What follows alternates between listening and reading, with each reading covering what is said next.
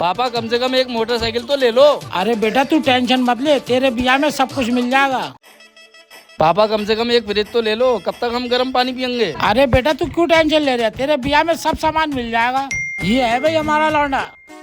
लौंडा तो भाई हमें पसंद है। हाँ भाई सामान की बात कर ले, सामान तो सब दोगे। सामान? कौन सा सामान? अरे दहेज का सामान। अरे शक्ल देखी इसकी, अरे इसे लौंडे दे रहे हैं, यही बहुत है।